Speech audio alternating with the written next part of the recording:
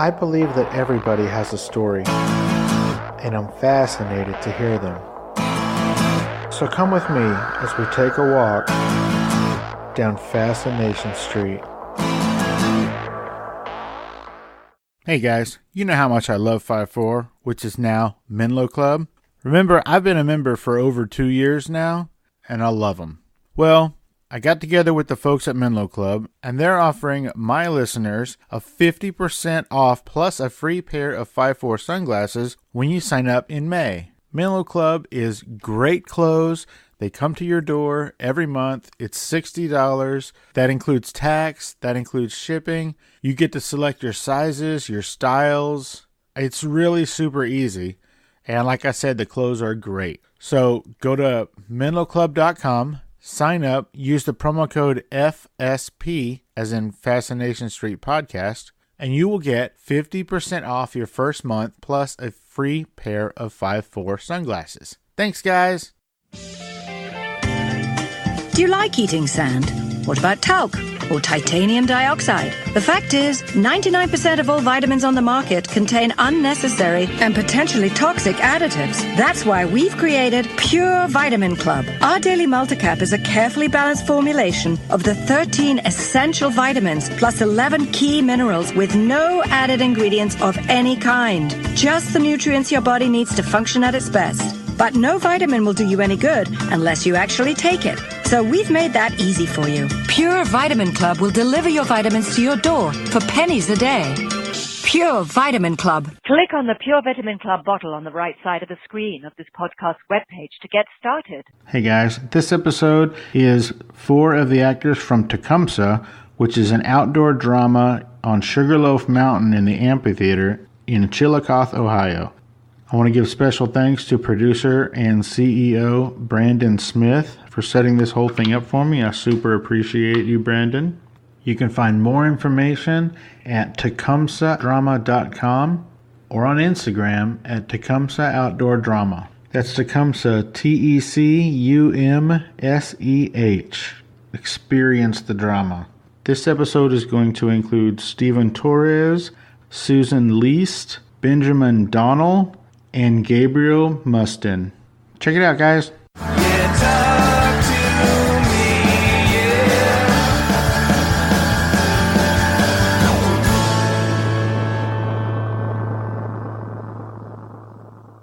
me, in Shawnee, it means everything is good. Everything is good. Yeah, it's all good. Shiyaki wasa? Yeah. Shiyaki wisa. And it's Shiyaki everything wasa. is good. Why do you do it like that? Is that sign language? Yeah, it's Shawnee sign language. Yeah. Everything. They have their own sign language? Yeah. Oh my gosh. Okay, so we're going to get started. Okay, let's do that. I'm here how do you say this? The name of this town? Chillicothe. Chillicothe, Ohio, at this, I want to say famous, but I've never talked to anybody who's ever heard of it. But this is an outdoor drama in this beautiful amphitheater out in the middle of literally nowhere, Ohio. And this is about he's a Shawnee, is that right? Mm-hmm. Shawnee Indian chief Tecumseh. Here with me right now, I have Gabriel. Michael. And what do you do here? I am an actor, and I play Chief Blackhoof, who's chief of the Shawnee. Oh, kick-ass. And I'm Susan Leist. I play Mrs. Galloway, and I'm also the wig designer. the wig designer, get out of here. A haberdasher, if you will. Okay, so, first of all, have either one of you ever heard of this before y'all started working here? No. I had not. So, and where do you live, Gabriel? I live in New York City, but Holy I graduated from college in Savannah, Georgia. Okay. So, how did you find out about this? I went on a big United Auditions called SETC, which is the Southeastern Theater Conference. Okay. And it took place in Lexington, Kentucky. Yeah. And in March of this year. And there were about 60 different companies there. And I went in, did a 60-second monologue in a room of 30 people doing other 60-second and 90-second packages. And then this company had called me back. And I walked into the room. I was the first person out there called back. And I was filmed doing a monologue, a Shakespearean piece, and then I read some pieces from the show. I got to audition for the producer, and then a week and a half later, I got the contract. Oh my gosh. Were you excited? When you walked in, were you like, what is this? When you got the call? Yeah. When I got the call for the callback. When the Tecumseh people called you and said, "Hey, we want to audition you," or whatever, however that happened. Yeah. I just saw my name on a bulletin board, and I went to it, and I wasn't sure. I saw that it was outdoor theater, which did excite me. Sure. But I didn't know anything about it. They sold it to me as a wonderful outdoor drama experience, but they plug the Shakespeare shows. We do another. What would you call it?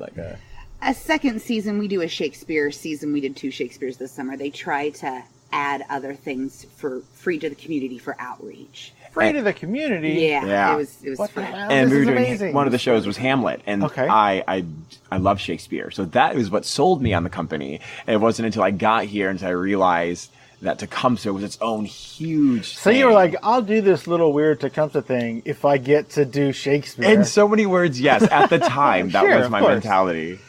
Oh, that's awesome. And so when you finally got here, were you just blown away at the size and the scope of this thing? Oh yeah, absolutely. From day one at the read through.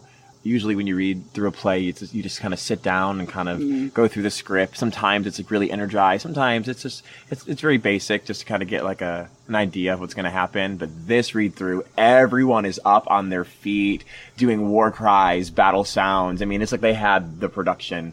For real? Yeah, right Yeah. in front of you. I kissed my husband at that read through, and no one knew, like the guy who plays my husband. Oh. They were not expecting that, and everyone stopped and cheered. And the girl who was supposed to break us up, the girl who plays our daughter, was just dumbfounded because she did not expect that to happen at a read through. Yeah. It was So were pretty you at the silly. same read through? Yeah. So y'all, so far, this is the same experience for both of you? This is my 12th summer here. I've been here. So you a were at very the long read time. through just to... Well, the read through it's all the cast, and so it's the people who are returning. We know, what's going on and everything. So when Tecumseh has this huge plan Big for the speech. people, and he's supposed to be getting us energized. There's no way as a returnee that you cannot be acting against him. Yes, of course we can do this. Way nah, and that's what makes it so much fun because it is almost like an interactive thing. And Yeah. read-throughs normally aren't. Normally aren't. And They're normally just people just saying the lines out loud so you can hear what they Right, sound that like. and get sounds the like a story table line. read. Yes, like exactly. that. It's like a Okay. table read. Okay, so both of Yeah. y'all were you were expecting a table read. You have been through this a few times before. Yeah, me and the guy who played my husband, we've been friends for years. This was the first time we were playing husband and wife, but we just looked at each other and are we going to kiss? Are we going? Yeah, let's just do this. So we Y'all did. kiss in the play? We do. No, just in rehearsal. No, you'll see it when you see it tomorrow night. Oh my gosh, Yeah. I can't wait. there were a lot of people, including myself, who were first years who were coming from 5, 6, 7 hours away. I mean, for me, it was 14 hours driving because of traffic. And so I was excited. This is I got So over. you drove? Yeah, I drove. A lot of us drove. Yeah, there's people that came all the way from California. It took a couple days for them to get here. Wow. Oh, that's too. And we have joining us. Benjamin Donnel. I go by Bendi while I'm here, though. We do it 75 So times. that was summer. this 2017 season. Is 75 shows. Yep. And then was it 6 times a week? Yes. 6. 6 times a week. Sunday is our dark day. Correct. Wow, that's crazy. And so this podcast won't actually go up until right before the next season starts. Okay. Because why waste it? Right. Yeah. So tell us about how you found this place. I had already asked them if they'd ever heard of it before, and no. And then, kind of how they got to it. So what's your story? How'd you get here? I had never heard of this place before. I'd never been to Ohio. I'd never really been anywhere west of probably Pennsylvania. And where are you from? I'm from Connecticut. Okay. Southeast Connecticut. I found this place by way of one of my professors who, back in the day, her name is J.J. Cobb. She used to play Tecumseh in the show. She's the daughter of Mel Cobb, who was the original Tecumseh. Yeah. So as I was getting close to graduation, she recommended I check this place out. She put me in touch with the director, and I submitted a video, a headshot, a resume, the usual industry standards.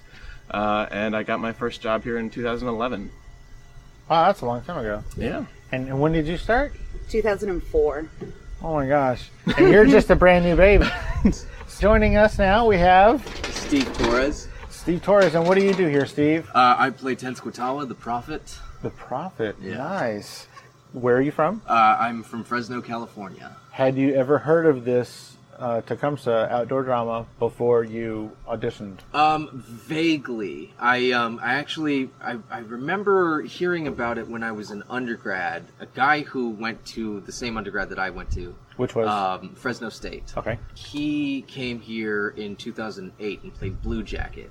Miles Villanueva. Oh yeah, I love Miles. I Who's, forgot. now, a rising up-and-comer in Hollywood. He's doing really good. Yeah, he and I kind of like knew each other because I transferred the year that he graduated, and I remember hearing that he had gotten a gig right out of school, and I just sort of vaguely remember, oh yeah, he's doing Tecumseh, whatever that is.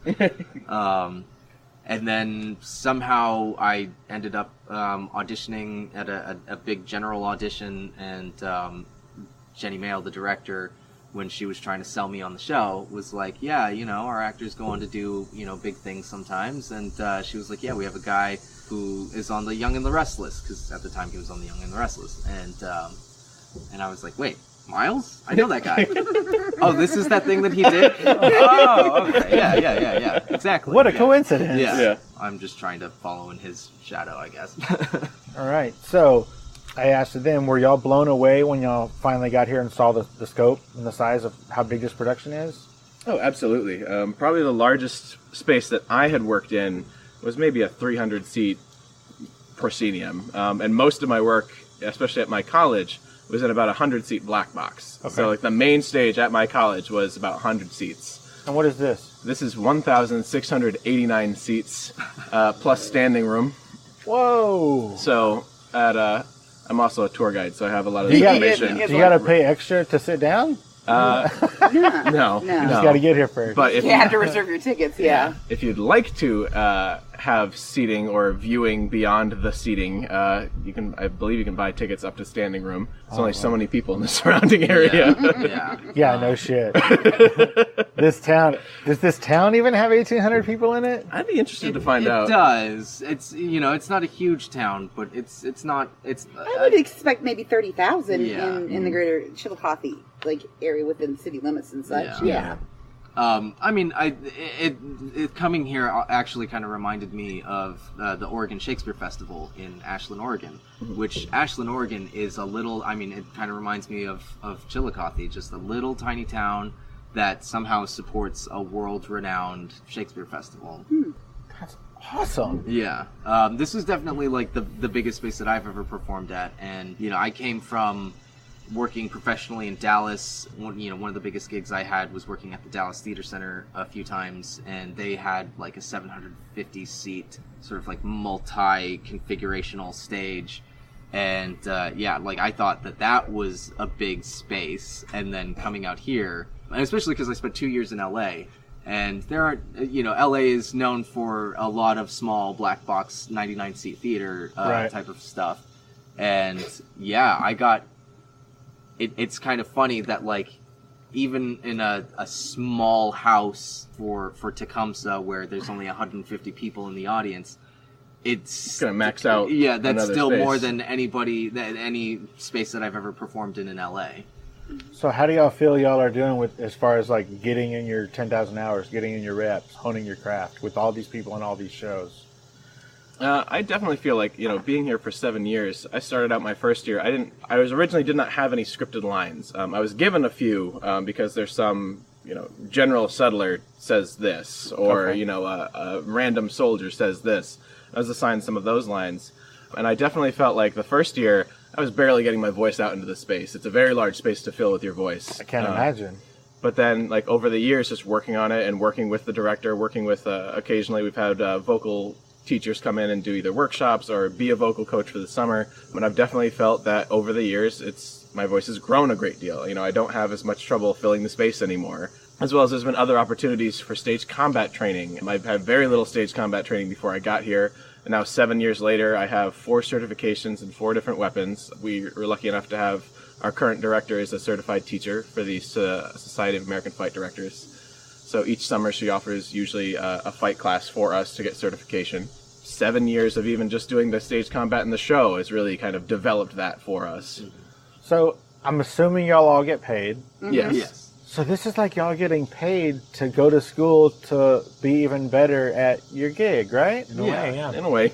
Yeah, I mean, as artists, I think you're always going to need to grow. Like no job is ever going to be one in which you walk into and you're already there, kind of thing. Like you have to grow into the role, you have to grow into the job, you have to grow into the theater. And so part of what we do as artists is to get paid to grow as artists, because that's when we produce our best work. And I think that that's something that the company really encourages us to do by giving us so many opportunities to expand our skill set and hone our craft. So we're nearing the end of the Tecumseh season. Are all of you going to stay and work for whatever the next show is? Tecumseh's, we only have a summer season. Okay. So it goes from, we open the show in the beginning of June, and we rehearse about 3 to 4 weeks before that.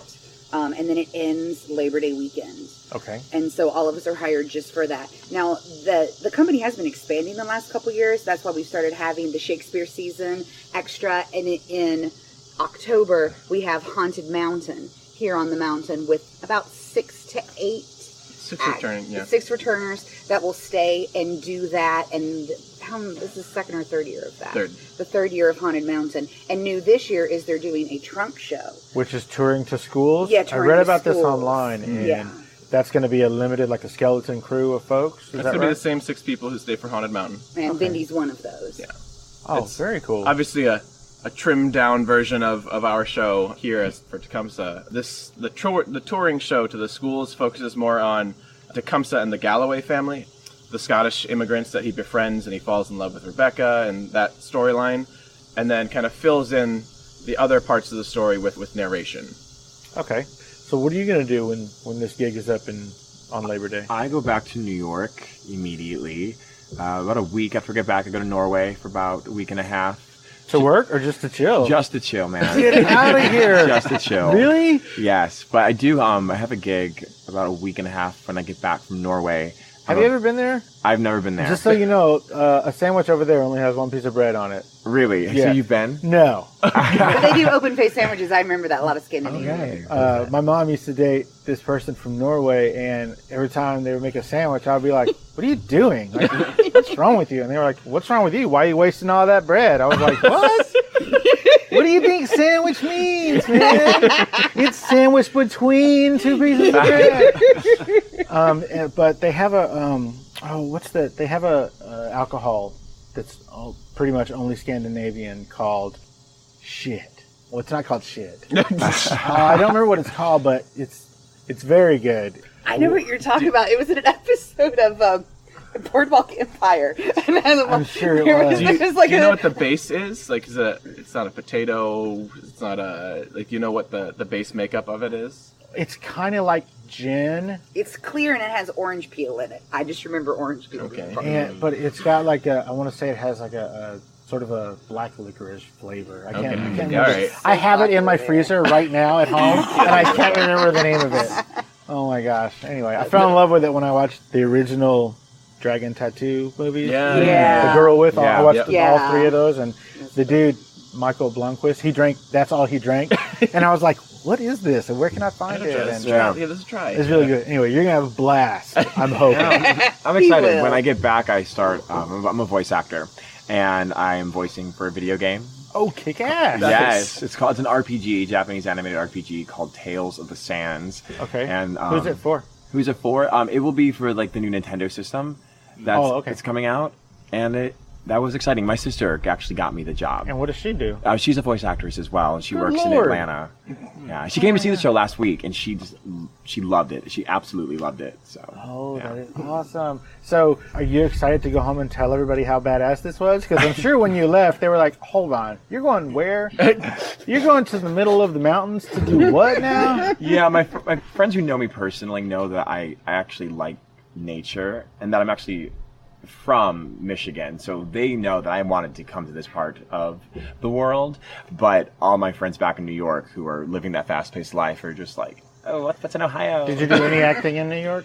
I did. I worked for Stella Adler for their Harold Klerman Laboratory Theater. Kick ass. Yeah. My wife and I we went a couple of times. I guess we went once this summer and couple times last summer. We saw Waitress, Oh, yeah. like front row. It was great. And then we saw School of Rock. Nice. And the guy who's playing Jack Black's character is phenomenal. Yeah. He is so good. And then we saw Hamilton twice. And Nice. yeah, we did. I hate you right now. Everybody hates us. So we saw it the first time, and then my mother-in-law was like, hold on, you went where and did what? So then when we went the second time, we brought her and took her to go see it. And it was amazing. And everybody's like, how can you get tickets? I thought there weren't tickets. Oh, you can get tickets. You got to sell somebody to get them, but you can get And that's tickets. how we lost the mother. Yeah, they're just wildly expensive.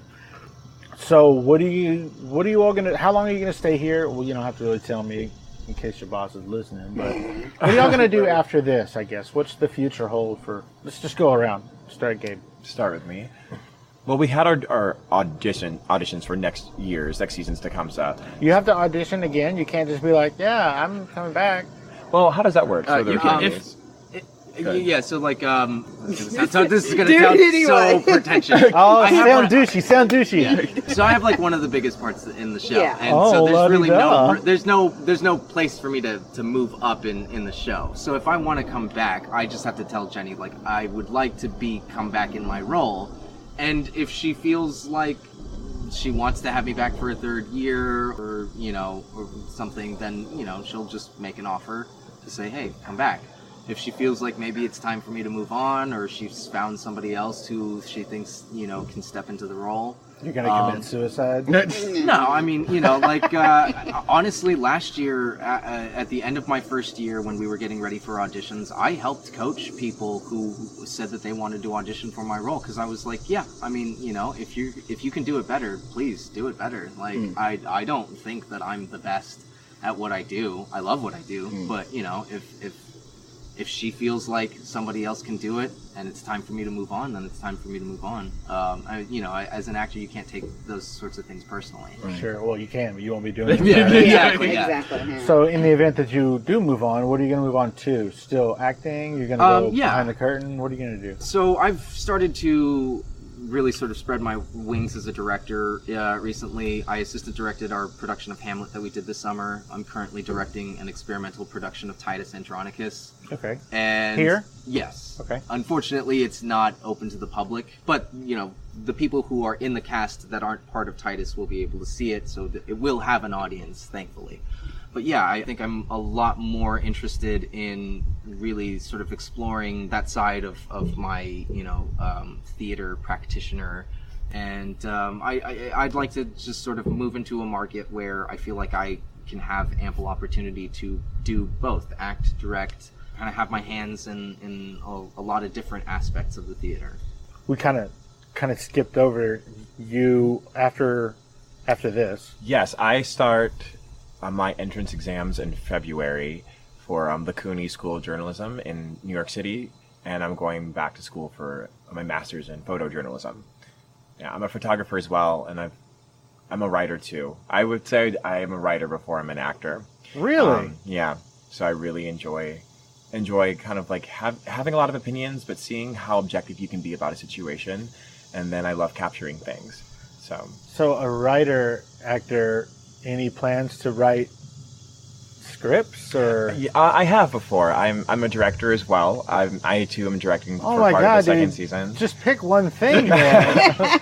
Good Lord. We don't have to. I would say I probably was a director before an actor as well. I love telling stories, and I've also written plays that have been produced as well. I think when I go back to New York, besides the journalism aspect, which is going to take a lot of time, it's grad school, I would love to kind of start producing my own work theatrically. Like in a little black box somewhere? Absolutely, yeah. I love a black box. Give me inside a black box, let me fiddle with the lights and the sound, and it's just like, dude, I can go to town.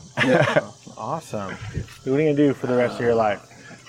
I haven't really figured it out so far, so I haven't given it a lot of thought. So far, each summer comes around, and Tecumseh has been the best offer, the best thing that's been on the table. So, I mean, while I'd like to look at other things and move on to other things, nothing has been as financially or as artistically appealing as Tecumseh each year. You know, I don't actually like usually make plans to come back. You know, it's always, I'm always open to it, but I don't actually plan on coming back until the offer comes in, and then I either don't have another offer or I don't have anything that's comparable to it. Especially it helps because I know I can come back here and work with some people that I really enjoy working with, doing work that I really enjoy, and as I said, getting things out of it, like, you know, my voice continuing to grow stronger, my stage combat experience continuing to grow, and just working with other very talented professionals, which helps me as an artist grow. You were talking about, you know, your projection growing. I didn't realize how much I don't project until I started doing this. And my microphone is 4 inches from my face, and sometimes I can't hear me on this thing. So I can't imagine, like I said earlier, projecting to 1,800 people. What are you going to do? Well, my degree is in theater for youth, so I normally work with children's theaters. And this fall, I'm touring with the National Theater for Children out of Minneapolis, Minnesota. And this will be my 4th tour with them.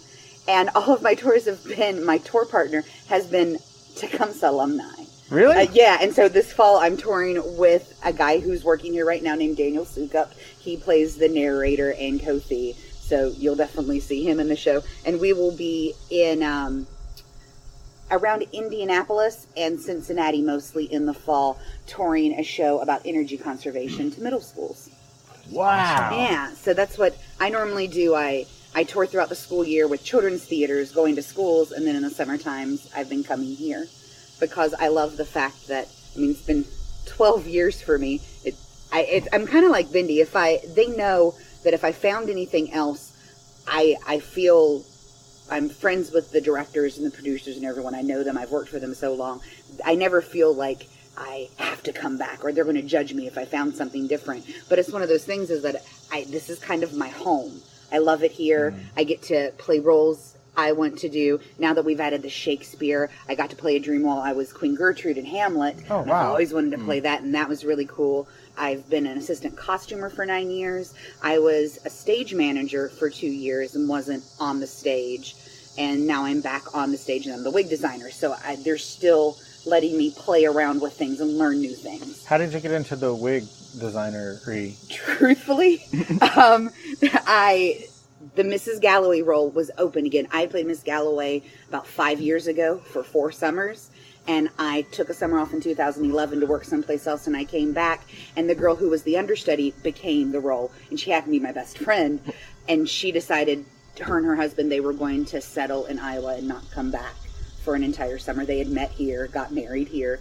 They met here. In this production? Yeah, they were both in the production. He proposed to her here. Come they got married here. I was on. their maid of honor. I love them to death. And so when the opportunity to be Miss Galloway again came up, I was happy to jump on it. And they said, do you want to go back and be in the costume shop? And I wasn't sure because I enjoyed the perks of being a stage manager, of not having to go to meet and greet, having a better parking space, those sort of things. I'll admit It's the little things. It's they the add little up. things that make you happy. And Jenny, the director, was like, well, have you thought about wigs? We were looking to need a new wig person next year, and it's not that I have any great affinity to the wigs, but I know the show very well. I've been around. I know what the wigs need to look like, and I can learn, and they trust me to not screw it up. Sure. And I have definitely, it was a learning curve. That first tech week when it's just the tech people here, and I had to hand brush out like 45 wigs. Like, my hands were cramping up. I had to wear a wrist brace. I cried. You're like, a couple days. Can't we get somebody to do this? And they're It like, was that's what horrible. you do. Yeah, what you do. This is what I signed up for. But by the end of the summer, I feel like I'm pretty good at it. She's really good. I try. And I'm hoping to be the wig designer again next summer. So if that happens, it will be a lot less painful because I know what I'm getting in for, and I'm going to start combing wigs earlier. And so it's not all you're in going to one need wig. to buy one of those at-home wig things and just practice, I guess. Keep in shape, Just you keep know? in shape. Just keep it going. Keep your brush muscles in shape. Oh, God. All of y'all have talked fondly about this director. Jenny Mayo.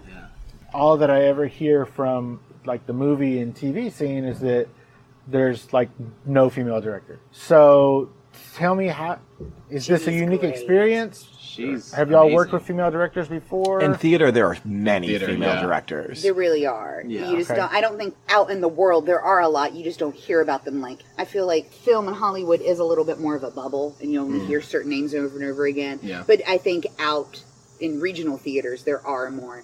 Ginny's amazing. I love her story here. Her boyfriend got a job here, and she came to see the show and fell in love with it, and so she really wanted to come back and work. And so she came back and was in the show. My first year was her last year in the show. Oh, And so okay. she was a Shawnee in that, and she started. There's a song called "The Lament" that the females sing, and she was the one that started that. And so whenever I am teaching the new girls how to lament, I'm the person that runs those rehearsals. I always think about the way she did it. It just brings chills to me. And she always loves to fight and stuff like that. So she started coming back as the fight choreographer and just doing those things. And then they asked her to direct. And so she directed, and now she's the artistic director here. And she just keeps growing. And I mean, even beyond the world of Tecumseh, she lives in the DC Baltimore area. Okay. And she teaches at a college. She directs. I think she's a director at a theater company now. She's like their resident director for the Red Barn. Yeah, I think. She's her fight credentials are Yeah, so well known. She's I think it's Big deal. what is DC's awards? Helen Hayes. The Helen Hayes. Yeah. She's a Helen Hayes award-winning director, choreographer for fight and dance. She's got an impressive resume that I don't know off the top of my head. And she's so sweet. Yeah, Yeah. and, like she I never love brings her. it up. Like that's always No. like she has to be introduced as such. You It's- know, yeah, she won't tell you that. No, And she's just so sweet. I love because it's such a fight heavy show, and I am not a fighter. I'm just not physically into that. And I love the fact with Ginny is I have never felt that she loves me less because I don't have that interest with her. Really? Because so many of the people are here because they've Yeah. known her as a fighter, they love her as a fighter, they're learning from her as a fighter, and that's not something I'm personally interested in, but she loves me and respects me as an artist just as much, even without that, which I really appreciate. All right. I'm going to ask you all the same question again, but this time we're going to start with here. Okay. Why do you feel like this subject matter needs to be told? How about that? Okay, so I am from West Virginia. I am blonde-haired, blue-eyed. In my early years, I was what we call a hybrid. Some of the girls, we are frontierswomen for a few scenes, and then we have to change and be Shawnee for a few scenes, and then we change and we're American men for a few scenes. But as someone who's very European, Looking. yeah, I'm very European looking. My family, I'm like German and Welsh. You're the pastiest Shawnee I Indian. am. I am. Pretty much. I loved the idea of learning about another culture that I had never really thought about, because where I am in West Virginia was Shawnee land. And I remember once hearing as a kid, there was like a department store up on a hill, that hill was where a Shawnee village was. I remember hearing that once as a child, and it has stuck with me. I never really knew much. And because it's definitely gotten a lot more diverse as I've grown up. West Virginia, we're a lot of white people. I know that sounds like we are. I'm sorry. I've heard that about Ohio. I mean, yeah, this part of Ohio is still part of Appalachia, that kind of thing too. I love the fact that I learned about a different culture, and I got to portray that other culture from a place of respect. So I don't feel like I was appropriating, is that the right word? Things like that, but I got to learn about it, and I respect it so much more now. And I feel like that was one of the things that taught me how to respect other cultures in my real life, because I can't say my family is as open-minded as I am about things. And I think being here, having the different people I love this year as a wig person, we have a lot more different ethnicities, and so I have so many people that I can use their real hair and I don't have to wig them, so it makes my life easier. Sure. But I love that idea that I'm learning so much more. There was someone who came from New Orleans, and I now know how to make jambalaya. And like, What part of the play does that happen? but like in the kitchen, I like to cook as a person. Things like that. I love learning all the different stuff. I love that I never knew much about New Englanders. Like as a West Virginian, I'd never traveled outside of West Virginia until I was an adult, and it mostly was coming here. And that's kind of where I've learned that. I've since traveled around a lot, and I've learned a lot more, but I think all of the seeds of that happened here. Awesome. When I first auditioned for this and got called back, I mean, I had sort of, like, the name Tecumseh rang a bell from, history class back in, like, maybe 5th grade or something like that. And I just remember kind of being like, yeah, it was, he was a Native American warrior who, fought against the westward expansion of the American settlers. But I had really no, like, detailed knowledge of his life and his efforts. And when I started to pour myself into the history of the character and the history of my character as well, I uncovered a story that is just incredibly compelling. And in terms of just like, if you're a history buff and if you love, alternative history theories and things like that. Alternative history? Like what ifs, like what if something... Like when Quentin set Hitler on fire?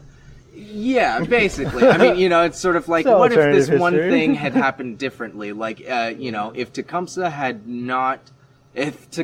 succeeded in his war, it would have changed the history of America. And it's kind of funny because it's a little bit of a double-edged sword when you think about it, because, sometimes people come up to us after the show and they're like, oh man, I wish the play had ended differently. And I'm like, yeah, there's really good reasons why the play should end the way it does, because we're here now.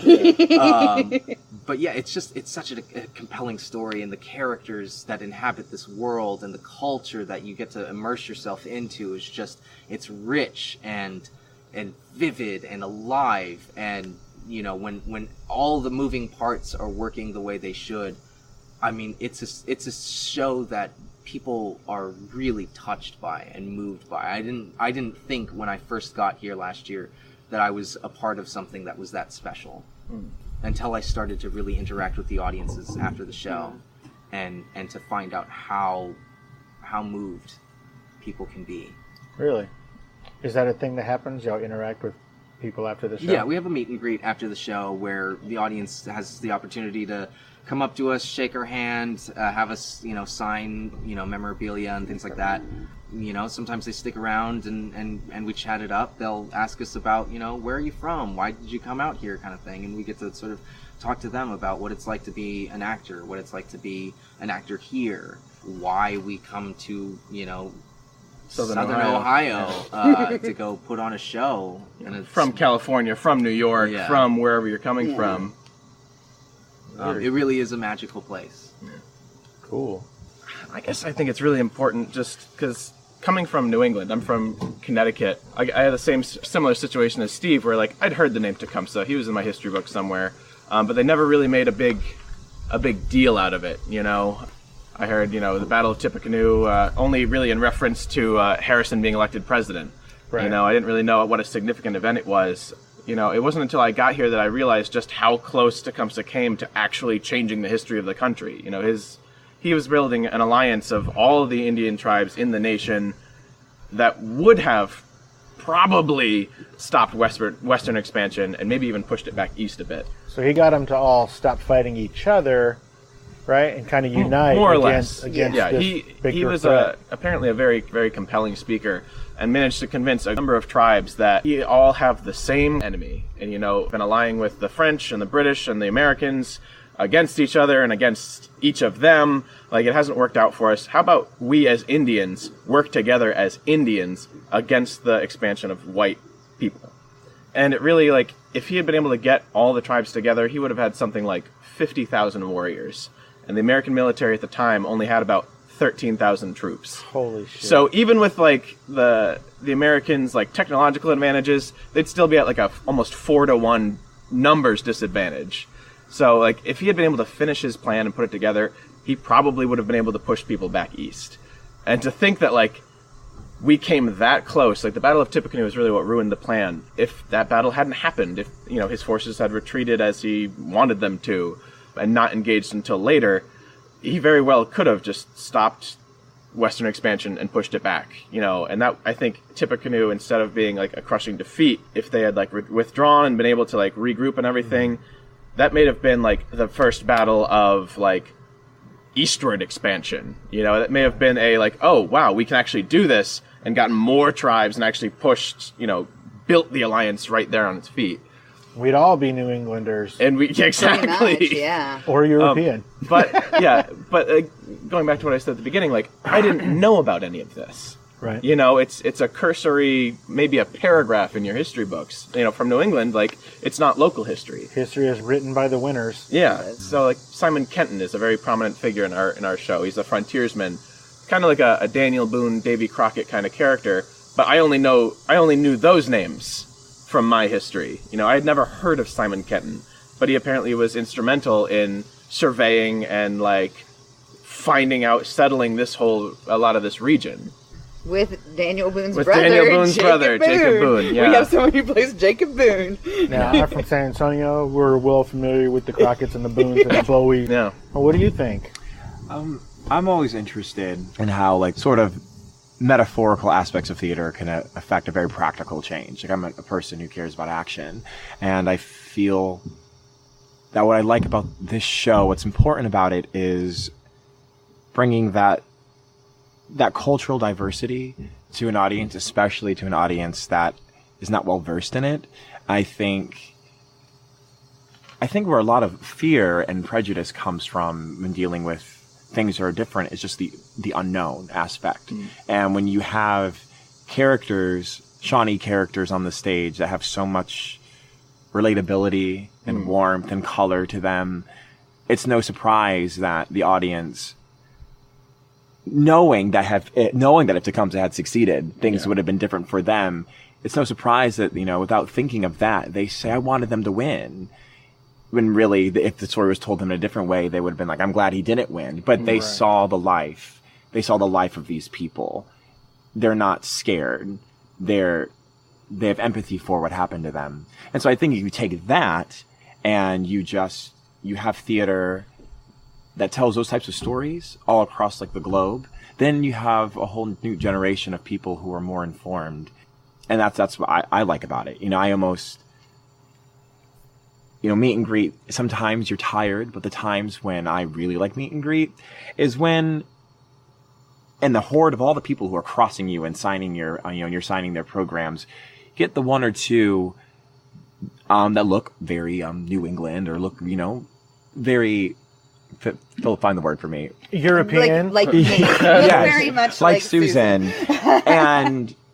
But you can tell that something about the show has them stuck on something. You know, just the way their body language is. You know, they'll ask questions, you know, more about the process of the show, and then they'll ask deeper questions about, you know, like how did you want it to end, and then those are the people I focus in on, and I ask them about. The more different they look than me, the more I ask them questions, and that's what's very rewarding about the show. That's what I take away from. That's what I didn't expect to happen when I came here. I find myself, I don't want to give anything away at the end, but, you know, when I'm laying on the stage at the end and I'm looking up, there are moments, you know, when I'm hearing the dialogue around me, and I think to myself, like, I put all the exhaustion and the fatigue goes away, and I just think to myself, like, wow, you know, we really have a story here. I find myself in some of the scenes wishing things would have gone a different way. And it'll happen out of nowhere sometimes. That's why I think the show is important. Those are all really, really good answers. Before I let y'all go, because I know y'all have a whole lot of shit to do before the show tonight, is there any question I didn't ask, or anything that y'all wanted to say about the show, or about acting, or about this area, or experience, or any of that? We want to talk about what is going to be part of the second season, the Shakespeare on Sugarloaf, since I know this is going to be promoted next summer. Yeah, promoted next summer, because we had done Hamlet and A Midsummer Night's Dream. For the 2018 season, we're doing Shakespeare's Much Ado About Nothing, and we're doing an adaptation of The Three Musketeers, which I think we're all really excited about, because we know how Ginny is such an amazing fight choreographer, and there's going to be some awesome fights in that. And then, coincidentally, this summer, the fight class that was offered was a single sword class, which is essentially the sort of sword play you'd be seeing in Three Musketeers. So, like Inigo Montoya, you killed my father, prepare to die kind of thing. And so, like, a good number of the cast, probably 20 or 30 people, took this fight class and now have certifications in that kind of weapon. Holy shit. So we've got a cast who's ready to do Musketeers. Yeah. Oh my gosh. This sounds like just a windfall of opportunity with all of these classes and these certifications and all this experience. Anything that you wanted to say or that I neglected to ask? I've enjoyed this very much. I wanted to say, since we can't see on here, it's a podcast. I am from the Detroit area. That's where I was born. And my mother was adopted from Russia, and my father's African American. So I am biracial. I wanted to throw that out there. Yeah. What about you two? You're both clear, just like me. I'm very pale. I love, in the past, all the people who played my first year, I want to say all the people who played Johnny, except for one person, was white. And we would have to paint ourselves darker. Yeah. We used body paint. And one of the things Jenny in the past few years has really tried to do is add more diversity to the cast so we don't have to paint. I think this is the first year we have had I'm sure no that's one not paint. Why she's doing it. She's like, oh, we're spending too much money on body paint. Yeah. It's both. I mean, that body paint is very expensive and very stressful to find nowadays. Yeah. But it's one of those that's the thing that this company, it's 45 years and it's not just stagnating. It's growing and we're changing things and we're adding more of that ethnicity and diversity. And I really love that. Cultural sensitivity, too. Yeah. Because I feel like there has been every once in a while there'll be an article that will pop up and saying, are we doing this respectfully or not? But the thing, I would imagine 45 years ago, they were like, let's get them engines. And pretty much, yeah. It's even a thing where even in the last 12 years, I will say, well, yeah, this is the Indian side and this is the white side and things like that. Off the cuff, off the cuff. But we're now trying to say more Shawnee or Native. And I still have that problem of saying Indian because I'm a little older and it's not as culturally sensitive, and I'm trying. But I love the fact that we are growing and the fact that the Shawnee Nation has given us this story. We have their permission. Oh, cool. Every few years they the living come. Shawnee. Yeah, the living Shawnee come and will see us. I don't remember how many years ago it was, but is that one of the name of their group? I'm not sure. Because y'all both said living Shawnee, and Sorry, the currently living Shawnee. So you just mean the not dead ones? Correct. Yeah, because right. there is I just still didn't know if that Shawnee was- Nations still out like there. a- yeah. They're just not in this area anymore. Didn't know if that was an organization's name. No. The absentee Shawnee Nation, the last time they came, they now have a female chief who gave us all pins of feathers, like a lapel pin. And I still have mine, and I really cherish that. Holy They shit. came through and, during meet and greet, hugged all of us and shook our hands. And there was a descendant of Blue Jacket who came and hugged the Blue Jacket and talked to him for a while. Wow. And within the show, we have a wolf chant and a lament. And these were dying songs among the Shawnee that they gave to us. I know the wolf chant, I think, only had 2 or 3 living people that still knew it when they gifted it to us. Wow. And so that is, it's not, we're just trying to, this is a great story, we're going to tell it. This is such an important story for these people. We want to share it for them, and we have their permission and their blessing. And I think that's really important too. We're not just a whole bunch of white people pulling a story away. And I think that was one of the reasons to try and get away from the body paint, is that even though we had permission, air quotes, permission from the people we're representing. Thank you for saying air quotes. I was just going to let it go, but No. I understand. We had their blessing to represent them in this way, but it's still a very culturally sensitive area to be doing any kind of body paint, which is essentially a form of blackface.